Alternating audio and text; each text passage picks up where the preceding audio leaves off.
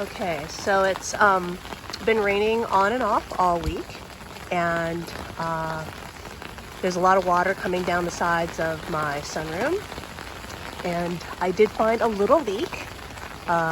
One of the door windows was cracked open a little bit, and so I closed it, and I'm hoping that the leak has stopped. Waiting to see. And I thought I'd do a little bit of a autumn update while basically allowing time to figure out, well, giving myself time to observe my windows to see if they're still leaking in my sunroom or not. So in the fall, it's time to prepare to bring my orchids inside. I'm currently standing in my backyard under an umbrella. You can hear it. And you know, if you grow just indoors under lights, then it doesn't matter because you have the same environment all year round for your orchids. But I don't. I bring my orchids out in the spring or early summer, and I put them out here in my yard. And the reason I do this is they get better sun, and they get what's happening right now, which is rain. They get watered. And the things that I think that are most important for growing orchids are light and water, and then warmth. So your orchids need to grow at the right temperatures, they need to be watered, and they need the right amount of light. And I think light is the most important, which is why I have a sunroom with glass and I don't grow under lights. I decided not to spend thousands of dollars on lights and basically use sunlight, the best light there ever is. And then the second thing after that is water. So your orchids need enough water. They're tropicals. They like to be really humid. They need a lot of water. And it's very hard for me to water inside in the winter. And so I like to bring them out. But this brings the problem that once my orchids are outside, it gets cold in Chicago, and it's a week after Labor Day, so I have about 4 to 6 weeks before all my orchids need to come inside. And there's a lot of preparation that has to happen. So, well, number one, I can't bring them in while it's raining like this, because the amount of water that would hit the 100-year-old wood floors in my house would just be too much. And I don't know if you can really hear the rain. You can just see the drops of rain coming down here. And then the other thing is that when they're outside, they have pests. So I get squirrel, so they mess up my pots, which is really what the squirrels do. They like to bury their nuts in my sphagnum moss. And then I get mealybugs, and I get scale. And so I usually do a last, oh, that's me, my umbrella is getting stuck underneath the shade cloth. But basically, I need to treat all my orchids. Here, we'll just flip to me underneath my umbrella.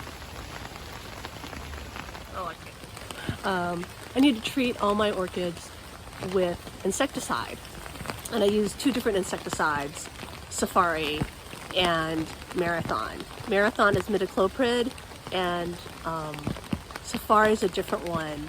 I think it's like diazo something. So anyways, I have to treat them with insecticide. I usually treat at least once in the summer. I can't treat when it's raining. And both of those are neonicotinoid inhibitors. So basically they affect the neurotransamidase pathway in insects. So they're toxic to bees. So I like to use them when it's not sunny.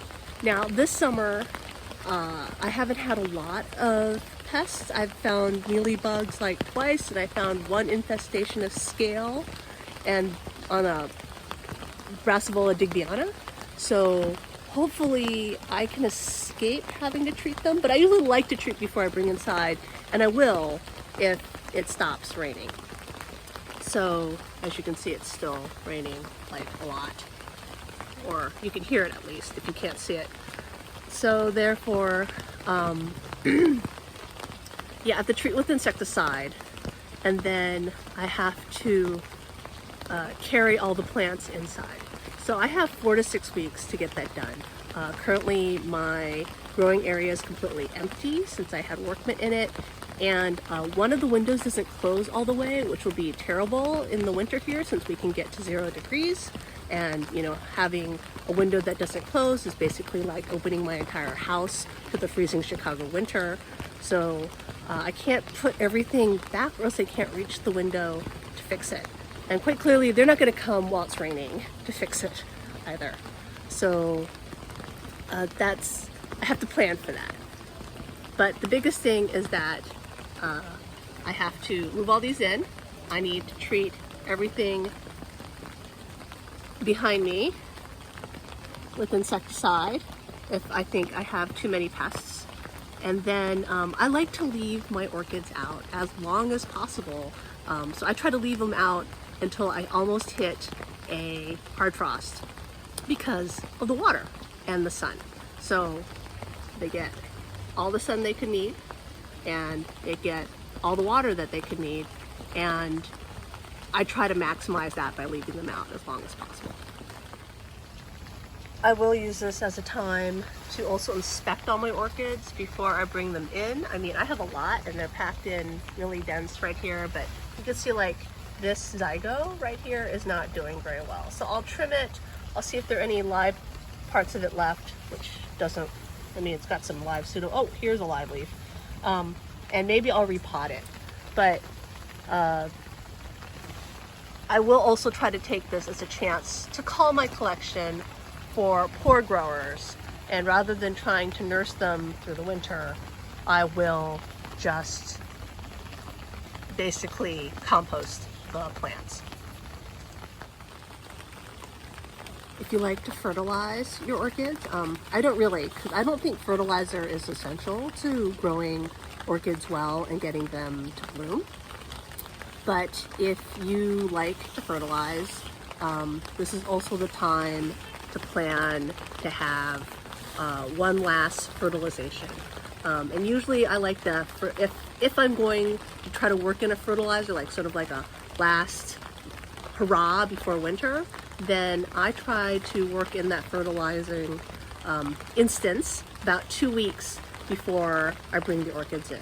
So you don't want to fertilize and then just bring them in, because there's going to be a large environmental change when they shift from outside to inside.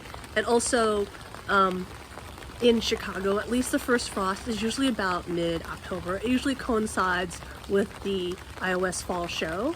And this year I'll have more time to bring my plants in because the fall show has been canceled. But yes, if you fertilize, then you should try to fertilize one last time in the fall before your orchids come in. And I'm thinking I might do that this year, is just give them a last hurrah and fertilize them one time before they come in. So that's my fall orchid checklist. Leave them out as long as possible to maximize the amount of light and water that they can get, since I can water with the hose if it's not raining. And then check for pests, treat for pests, any last minute repotting, and one final fertilizer treatment before they all come in for the winter.